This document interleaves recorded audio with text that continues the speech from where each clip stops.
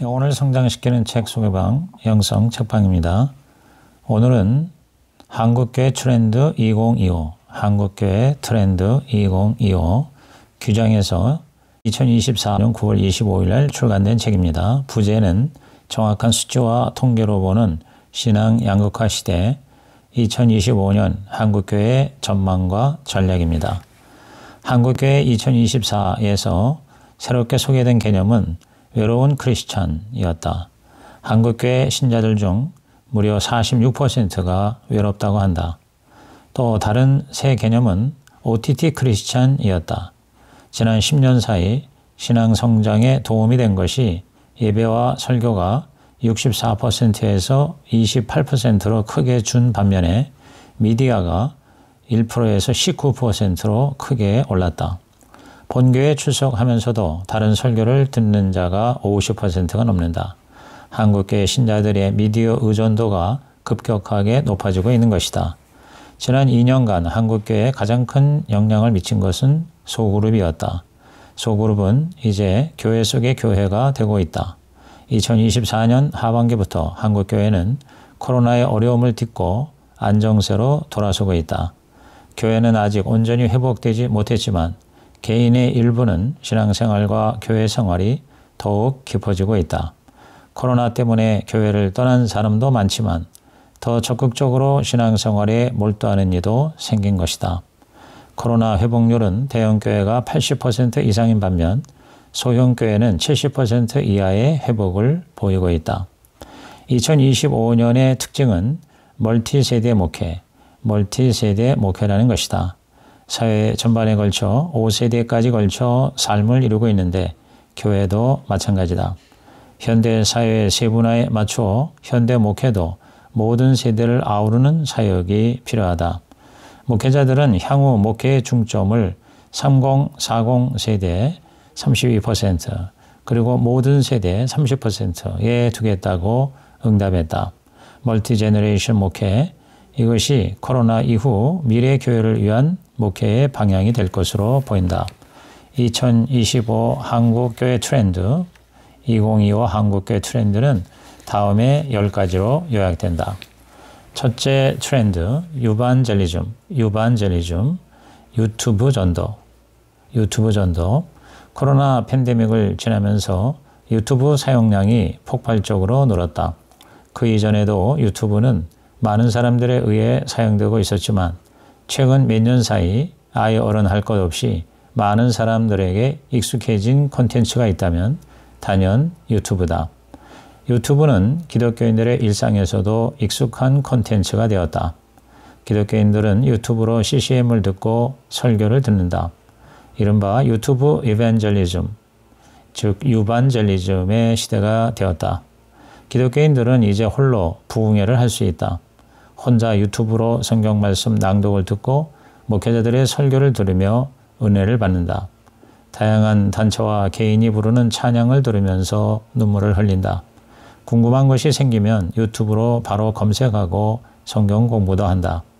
유명한 성지 순례 장소로도 단번에 갈 수 있다. 과거에는 특정 장소를 직접 가야만 가능했던 일들이 이제는 핸드폰 하나면 언제든지 방문이 가능하다. 검색 한 번으로 성경의 배경이 되는 땅과 당시의 문화를 생생하게 알 수 있다. 예배는 이제 유튜브 하나로 대체할 수 있는 시대가 된 것이다. 그렇다면 유반젤리즘 시대에 교회는 무엇을 해야 하는가? 유반젤리즘 시대에도 효과적인 목회가 가능할 것인가? 유튜브로 대체할 수 없는 교회의 기능과 사역은 무엇인가? 사람들이 왜 교회에 나오지 않으면 안 될까?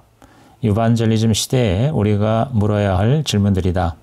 이제 유반젤리즘 시대에 나타나고 있는 익숙한 현상들과 그것이 등장하게 된 배경을 살펴본다. 더불어 이런 변화가 목회 현장에 어떤 시사점을 던져주고 있는지를 모색해 본다. 한국의 성인들은 매일 1시간 47분 동안 유튜브를 본다.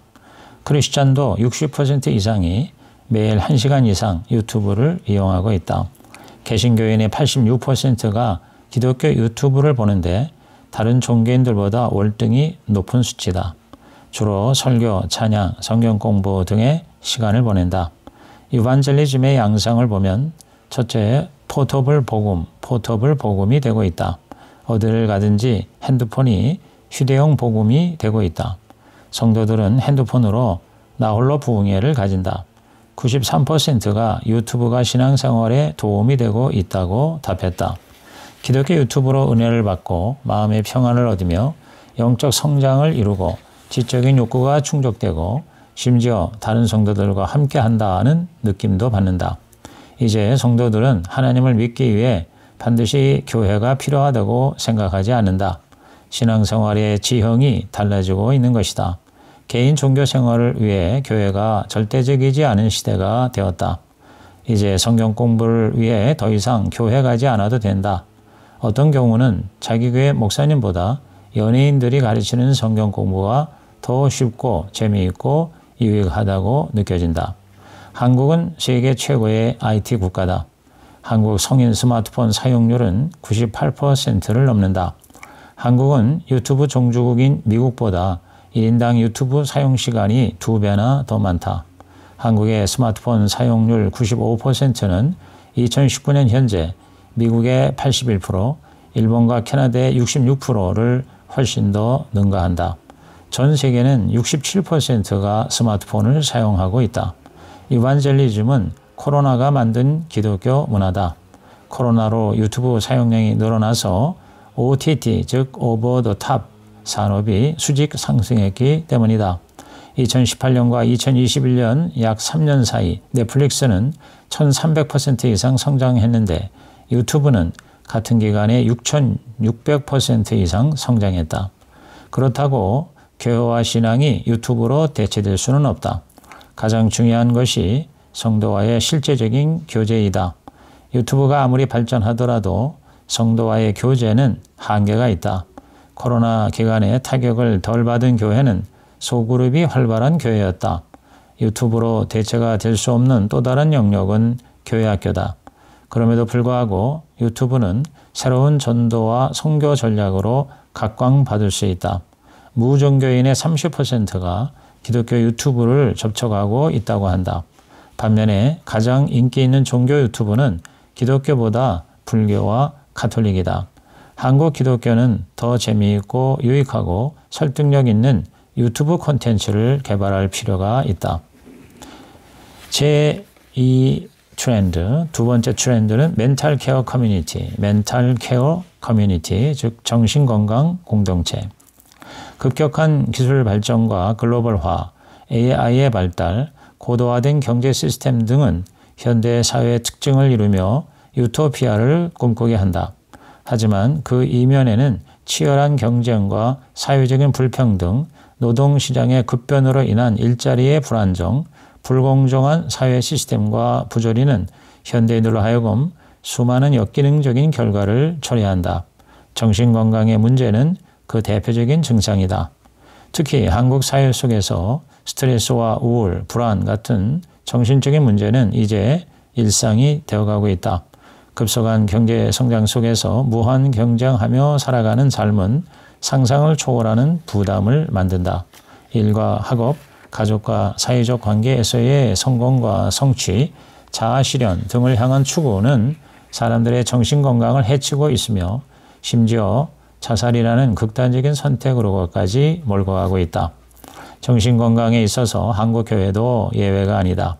신자들에게는 정신건강이라는 중요한 과제가 놓여 있다. 건강한 정신심리적 상태를 가지지 못한 상황에서 건강한 신앙생활은 어렵기 때문이다. 이 장에서는 개신교인들의 정신건강을 위한 교회 사역을 7가지로 제안하고자 한다. 첫째, 교회는 교인들이 삶의 스트레스에 압도되지 않도록 성숙한 신앙적인 삶의 원칙을 제시해야 한다. 둘째, 교회는 교인들이 정신건강에 대한 정확한 지식을 가질 수 있도록 도와야 한다. 셋째, 교회는 정신건강 지원을 위한 시스템을 구축해야 한다. 넷째, 교회는 특정 세대와 특정 사안별로 정신건강 지원을 할 수 있어야 한다. 다섯째, 교회는 정신건강에 관련된 편견, 낙인의 문제를 극복할 수 있어야 한다. 여섯째, 교회는 교회 내에 정신건강 관련 특정 이슈에 어려움을 가진 사람들과 그 가족들을 위한 작은 공동체를 구성할 수 있어야 한다. 만일 여건이 된다면 사회를 향한 활동에까지 확대할 수 있어야 한다. 일곱째, 교회는 자살 이슈에 대해서 적극적으로 대처해야 한다. 한국의 크리스천은 우울, 불안, 중독 등으로 고통스러워한다. 자살을 생각한 경우도 11%나 된다. 자신의 정신건강이 걱정된다는 응답이 25%를 넘고 있다.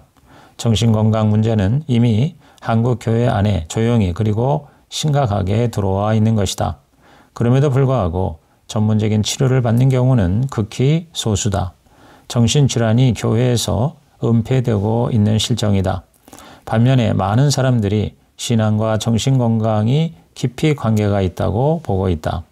교회가 교인들의 정신건강을 위해서 할 수 있는 일은 7가지로 요약된다. 첫째, 성숙한 신앙적인 원칙을 제시한다. 스트레스의 원인이 되고 있는 돈, 가족, 직장, 건강 등에 관해 성경적이면서도 실제적인 가르침이 필요하기 때문이다. 둘째, 정신건강에 대한 정확한 지식을 갖도록 돕는다. 정신 문제는 믿음이 약해서라기보다 일종의 의학적 질병이다. 목회자들의 90%가 그렇게 보고 있다. 4대 중독 현상인 술, 마약, 도박, 인터넷 중독은 귀신 들림과 같은 영적인 현상이라기보다 도덕적인 의지력이 부족해서 나타나는 종합적인 현상이다. 그러므로 말씀과 기도와 상담 외에 전문적인 약물 치료가 필요한 것이다. 셋째, 정신건강 지원을 위한 시스템의 구축이다. 목회자나 평신도나 정신건강에 대해 보다 전문적인 지식과 정보를 가지기 원한다. 교회가 정신건강 문제를 다루기 위해서는 예방적 차원의 교육활동, 목회상담, 전문상담, 그리고 정신건강의학 전문의의 진료 연결이 필요하다. 넷째, 특정 세대와 사안별로 정신건강을 지원하는 것이다. 개신교인의 젊은 세대는 우울증을, 고령층은 치매를 케어받고 싶은 정신건강 질환으로 생각한다. 정신건강에 가장 취약한 집단은 20, 30대다. 그들 중 우울증은 36%, 불안은 39%, 자살 고민은 30%를 넘고 있다. 따라서 교회는 위기의 트라우마와 정신질환에 대해 관심을 가지고 도울 수 있는 능력을 갖추어야 한다. 다섯째, 정신건강에 관련된 편견 그리고 낙인의 문제를 극복해야 한다. 예수님은 그 당시 가장 대표적인 편견과 낙인의 대상인 사마리아인, 세리, 창녀, 병자와 귀신 들린 자들을 돌보셨다. 그러므로 교회는 이에 대한 성경적인 토론, 관련 주제를 다룬 자료들을 활용하여 정신건강에 어려움이 있는 사람들을 만나 섬김으로 편견과 낙인을 극복해야 할 것이다. 여섯째, 정신건강을 신앙으로 돕는 프로그램을 운영해야 한다. 정신질환자들은 주일에 예배만 드리고 바로 집으로 돌아가 사람들을 피하는 경우가 대부분이다. 같은 어려움을 갖고 공감할 수 있는 사람들과 나눌 수 있는 환경이 절실한 것이다. 그런 사람들을 위한 전문적인 프로그램을 마련하고 참여하도록 적극적으로 홍보할 필요가 있다. 일곱째, 자살 이유에 대해서 적극적으로 대처해야 한다. 20, 30대가 자살을 생각하는 비율은 30%가 넘고 있다. 한국의 자살자는 매년 13,000명에 육박하고 매일 자살자 평균 36명에 이른다. 2022년 통계이니 지금은 더 늘어날 것으로 예상된다. 자살 시도의 10%가 사망하기에 자살을 시도하는 자는 연간 15만 명 이상이 될 것이다. 자살 사별자도 매년 15만 명 이상이다. 무시할 수 없는 이 상황에 교회는 생명 사랑 활동으로 자살 위험자, 자살 시도자, 자살 유가족, 자살 사별자 등에 대해 적극적인 관심을 가지고 도울 수 있도록 모든 노력을 기울여야 할 것이다. 자살은 예방이 가능하다. 자살 예방 교육을 통해 자살자와 예방자 모두에게 도움이 되어야 한다. 인간은 영적, 육체적, 심리적, 사회적 존재다. 하나님이 그렇게 4가지 측면을 소유한 존재로 창조하셨다. 교회는 이 4가지 통합적 존재로서의 인간을 구원하고 치유하는 사명을 가지고 있다. 인간 존재의 구성 요소를 균형 있게 이해하고 총체적 인간 성숙을 추구하는 교회 공동체가 되어야 한다.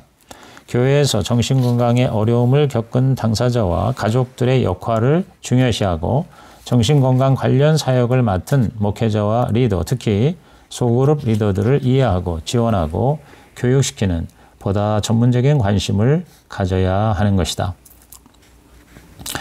세 번째 트렌드, Potential Laity, 평신도의 잠재성 활용. 지역교회 부교역자를 구할 수 없어 평신도를 활용한 사역이 대안으로 떠오르고 있다. 교회학교 부교역자나 교육전도사를 구하기가 하늘의 별 따기라는 말이 나오면서 그 자리를 평신도로 채우는 것이 최근의 중소형 교회를 대상으로 활발하다. 경험과 은사를 가진 성도를 선발해서 일정 수준의 훈련과 교육을 거쳐 그 역할을 감당케 하는 것이다. 평신도들이 교육자를 대체하는 가장 큰 이유는 한국교회 부교역자 사역 기피 현상과 신학교 지원 감소라는 피할 수 없는 현실 때문이다. 신학교 지원자가 감소하는 데다가 지원자들도 시니어 세대 졸업생이어서 일선교회 교육전도사로 청빙을 받기에는 어려움이 있다. 이렇게 부교역자 구인난이 심각해지자 일선교회들은 영성과 전문성을 가진 평신도를 교역자화해 사역에 투입하고 있다. 평신도 사역자화는 부교역자를 구할 수 없는 현실에서 비롯됐지만 평신도는 본질적으로 교회와 사회에 파송된 사역자요 선교사라는 목회자들의 인식의 변화도 그 이유로 꼽힌다. 평신도 사역은 이미 고 오카는 목사의 평신도를 깨운다를 비롯해 폴 스티븐스의 참으로 해방된 평신도, 21세기를 위한 평신도 신학 등의 저서가 소개되면서 교회 안의 평신도 사역을 비롯해 세상 속 그리스도인의 사명과 소명이 강조가 된 바가 있다. 하지만 일부 교회를 제외하고 평신도 사역은 요원했다. 여전히 평신도는 목회적 돌봄을 받는 수동적 위치에 머문 채 교회와 세상이라는 이분법적 구분 속에 살았다. 평신도는 주체적으로 교회 사역에 참여하지 못하고 목회자 위주의 교회 사역이 주를 이루었던 것이다. 하지만 아이러니컬하게도 한국 교회의 지속적인 침체와 위기는 평신도를 교회 사역에 적극적으로 끌어들였다. 코로나는 그 전환점이었다. 평신도를 중심으로 한 가정 예배와 온라인 예배, 소그룹 활동이 빛을 발하면서다. 이를 통해 목회자들이 평신도에 대한 중요성을 절실하게 인식하기 시작했고 지금은 교회 사역 전반에서 평신도를 활용하고 있다. 교육전도사 역할을 비롯해 신방, 새신자 양육, 성경 공부, 기도회 등 그 영역은 다양하다. 본물 터진 평신도 사역의 큰 흐름은 어디로 흘러갈 것인가? 한국교회 트렌드 2025 조사에서는 그 양상을 목회자와 평신도를 통해 직접 확인했다. 그 결과 이제 포텐셜 레어티의 흐름은 거부할 수 없게 되었다. 한국교회 부교역자 구인난은 평신도에게 부서를 맡기는 흐름을 가져오고 있다. 특히 교회학교는 사역자의 잦은 이동, 사역 매뉴얼 부재 등으로 교회학교의 체계적인 성장을 이루지 못하고 있는 상황에서 다양한 재능을 가진 평신도가 사역자가 되는 것이 그 어느 때보다도 필요한 시대가 된 것이다. 교단들도 평신도 교육사라는 제도로 교육전도사 수급에 대처하고 있다. 평신도를 양육해서 전도사 역할을 대신 하는 것이다. 이제는 평신도를 활용하지 않고는 대안이 없는 실정이다. 사실 주일학교 운동은 평신도로부터 시작된 것이다. 현재 한국교회 절반이 평신도 사역을 실시하고 있다. 평신도 사역 중 신방, 새가족 교육, 교육부서 설교, 성경 강의, 기도회 인도 등은 평신도들이 충분히 감당하고 있다. 결혼, 장례, 주례나 성찬 같은 목회자 고유의 사역 외에는 모든 분야가 평신도가 할 수 있다. 평신도의 절반 이상인 57%가 교회에서 사역을 하고 있다고 응답했다. 60% 이상의 개신교인은 평신도 사역을 긍정적으로 보고 있다. 평신도가 할 수 있는 가장 긍정적인 사역은 신방이다. 신방, 새가족 교육, 교육부서 설교 등은 평신도도 할 수 있다고 보는 담임 목사가 압도적으로 많아서 향후 평신도가 사역을 대체할 수 있는 대표적인 영역으로 조사되었다. 장년을 위한 예배 설교도 20% 이상 가능하다고 보았다. 그런 점에서 갈수록 교역자와 평신도가 엄격하게 구별되는 전통적인 이분법이 깨질 것으로 보인다. 이를 위해서는 평신도에 대한 성경 교육과 기초적인 신학 훈련이 가장 필요하다고 본다. 종합적으로 볼 때 목회자들은 평신도를 훈련시켜 사역을 강화시켜야 한다는 데에 86%가 동의하고 있다. 이제 바야흐로 평신도 시대에 돌입하고 있다. 무엇보다 한국교회는 선교적 교회를 향하고 있다. 선교적 교회란 교회의 본질 회복 차원에서 대두된 교회론 회복 운동이다. 성도가 선교사의 정체성을 가지고 일상에서 선교적 삶을 살도록 돕고 교회 공동체는 이를 지지하는 역할을 수행하는 것이다. 건물 안에 갇히는 에클레시아가 아닌 디아코니아 그리고 디아스포라족 교회가 되어 세상과 사회를 향해 하나님 나라를 확장시켜야 하는 것이다. 폴 스티븐스는 교역자와 평신도 모두 하나님 백성인 라오스 즉 평신도라고 주장한다. 단지 성직 평신도와 비성직 일반 평신도로 나눌 뿐이다. 그 두 그룹은 싫든 좋든 서로 의존하며 은혜로운 협력을 해야 한다. 선교가 프로그램 이전의 교회의 본질이라면 평신도 역시 교회의 본질이 되어야 한다. 평신도 신학의 선구자인 헨드리 크레머가 말한 것처럼 평신도는 세상 속으로 매일 반복되어 비치는 하나님의 영상이기 때문이다. 네 번째 트렌드, 오소프락시, 신앙의 정통 실천. 오늘날 양극화는 곳곳에서 일어나고 있다. 부의 양극화, 이념의 양극화, 심지어 대형교회와 소형교회의 양극화까지 여기에 기독교인의 신앙 양극화라는 새로운 과제가 떠오르고 있다. 신앙 양극화는 다른 양극화와는 결이 약간 다르다.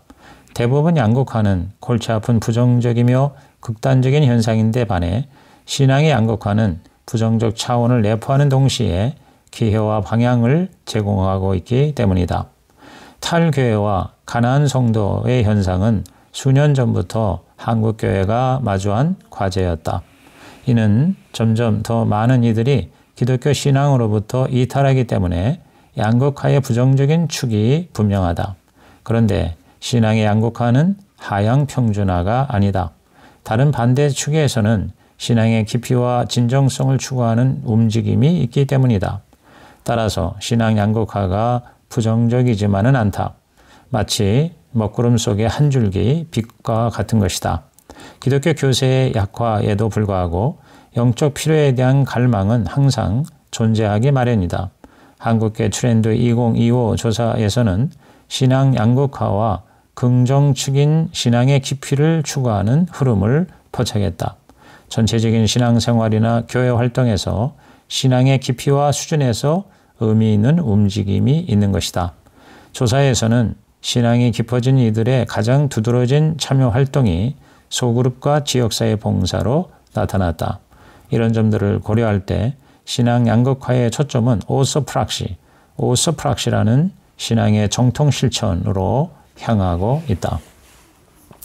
코로나 이후 교회 양극화뿐만 아니라 개인의 신앙에도 양극화가 가속화되고 있다. 교세의 약화와 가난한 성도 증가의 현상에도 불구하고 신앙의 깊이를 추구하는 이들이 늘어나고 있다는 것이다. 이 같은 흐름은 신앙의 실천적 측면인 오소프락시를 의미한다. 정통을 의미하는 오소에 실천을 뜻하는 프락시가 결합된 단어로서 정통 실천 혹은 바른 실천을 의미한다. 정통교리라고 하는 오소독시에 대조되는 단어다. 신앙을 믿기만 하는 것이 아니라 체험하고 나누고 실천하려는 움직임이다. 미국이나 한국이나 기독교 인구는 줄고 있지만 신앙의 근본을 찾고 더 깊은 영적인 경험을 갈망하는 자들은 줄지 않고 있다. 탈교회, 탈기독교 현상 가운데서도 더 진정성 있고 정통적인 신앙을 실제로 체험하고자 하는 이들이 존재하는 것이다. 미국의 경우 2014년까지 복음적인 기독교 인구는 300만 명 줄었지만 헌신적이고 복음적인 일꾼은 안정적이거나 소폭 성장했다. 한국도 비슷하다. 사람들이 출석교회와 담임 목사에게 의존하던 신앙에서 셀프 솔루션, 즉 자체 해결을 찾기 시작한 것이다. 이번 조사에서 코로나 이전보다 신앙이 약해진 것 같다는 응답은 18%인 반면에 신앙이 깊어진 것 같다는 응답이 26%에 이른다. 이런 신앙의 양극화 현상은 긍정과 부정 모두 관심의 대상이 된다. 신앙의 진정성과 정통성 면에서는 매우 긍정적이다. 개인의 신앙 수준은 1단계, 즉 그리스도 관심층이 19%, 2단계, 즉 그리스도 인지층이 21%, 3단계 그리스도 친밀층이 39%, 그리고 4단계 그리스도 중심층이 21%여다. 이 가운데 1단계와 4단계에서 양극화 현상이 심한 편이다. 신앙생활을 하는 이유에 대해서 구원과 영생이 56%, 마음의 평안이 27%, 문제 해결이 6%, 가족 교류가 5%고 복받기 위해서는 3%에 불과했다. 개인 경거 생활을 위해서는 한 주간 성경을 읽는 시간이 평균 1시간이 조금 넘고 기도 시간은 1시간 미만이 47%, 2시간 이상이 24%나 되었다. 코로나 이전 대비 신앙이 약화된 그룹에 비해 신앙이 강화된 그룹이 2시간 이상 기도하는 비율이 2배 이상 높았다. 전체적으로 약한 그룹은 더욱 약해지고 강한 그룹은 더욱 강해지는 양극화 현상이 갈수록 심화되고 있는 모양새다. 코로나 이후 신앙이 깊어진 그룹에서 참여도가 가장 높게 나온 영역이 소그룹이다. 40%. 소그룹에 정기적으로 참석하는 자들은 35%가 더 믿음이 성장했지만 참여하지 않은 이들은 7% 미만에 불과했다. 신앙이 약해진 그룹에서 참여가 줄어든 영역은 새벽기도, 주일예배, 수요예배 등 순서였다. 전반적으로는 코로나 이전보다 예배 참여는 늘었으나 소그룹 모임에는 줄었다는 자들이 더 많았다. 신앙이 깊어진 사람일수록 소그룹 등 각종 모임 참여도가 높았다. 코로나 이후 점점 더 많은 사람들이 신앙 성장을 위한 도움을 교회 모임보다 온라인 미디어를 통해 해결하는 이른바 셀프 솔루션이 늘어나고 있다. 신앙에 관한 궁금증이 있을 때 성경을 찾는 것 다음으로 인터넷을 찾는다고 했다. 목회자에게 물어보는 것은 그 다음 순위였다. 10년 전에 비해 목회자에게 도움을 받는 경우는 절반으로 떨어진 반면 미디어를 통해 도움을 받는 경우는 10배 이상 늘었다. 신앙이 깊어진 그룹이 약해진 그룹보다 유튜브를 보는 시간이 2배 이상 가까이 길었다. 교회나 지역 봉사 영역에서도 양극화는 더 심화되고 있다. 사회봉사 영역은 양극화 현상에서 최고조였다. 약한 그룹은 45%가 줄어든 반면 강한 그룹은 70% 이상 늘어났다. 반면에 20, 30대 젊은 층은 봉사 활동이 상대적으로 소폭이나마 늘어났다. 이러한 양극화 현상은 최근 탈교회 및 가난 성도 현상이 지속되면서 심화되고 있다. 교회의 공식 예배나 모임은 전반적으로 활성화되고 있지만 신앙 성장을 위한 성경 공부, 중보기도, 전도 등 모임의 참여는 하락하고 있고 교회 봉사에 대한 참여도도 하락하고 있다. 그에 비해 지역 봉사에는 참여 호응도가 조금씩 높아지고 있다. 오르막길로 오르는 발판 역할이 바로 오스프락시라는 정통 실천 혹은 바른 실천이다. 실제적 체험과 공동체적인 사귐, 이웃 섬김이라는 믿음의 행동화에 관심을 가지는 양상이다. 신앙이 더 깊어진 이들에게서 나타난 실천적 특징은 소그룹과 지역사회 봉사였다. 코이노니아라는 성도의 사귐과 디아코니아라는 세상을 향한 섬김은 교회의 본질적인 측면이다. 과거에는 소그룹 리더가 조직관리와 형식적 예배 인도를 담당했다면 지금은 서로의 삶을 나누며 격려하는 소그룹으로 이동하고 있다. 소그룹 사역의 최우선 과제는 공동체적 돌봄에 헌신하는 소그룹 리더를 세우는 일이다. 신앙의 공적인 책임과 선교적 교회의 사명은 2030 세대의 참여도가 가장 큰 폭으로 늘어났다. 신앙의 오스프락시는 윤리적 차원의 실천을 넘어 체험적인 신앙도 포함한다. 은혜의 복음과 성령의 임재를 온몸으로 경험하고 표현하려는 열정이 나타나는 것이다. 진정성 있는 경험을 추구하는 교회는 영적, 양적 부흥을 맞이한다. 사회가 아무리 세속화되어도 종교적 신앙의 정수를 맛보고자 하는 열망은 늘 존재하기 마련이다. 신앙이 깊어진 이들의 소그룹 참여와 지역사회의 봉사는 신앙이 약해진 이들과 비교할 때 가장 극명하게 대조를 이루는 영역이다. 전반적으로는 교회의 전통적인 예배나 모임보다 미디어 등을 통해 신앙의 문제를 스스로 해결하는 비율이 높아지고 있는 실정이다. 이상 한국교회 트렌드 2025, 한국교회 트렌드 2025 제1편을 마칩니다.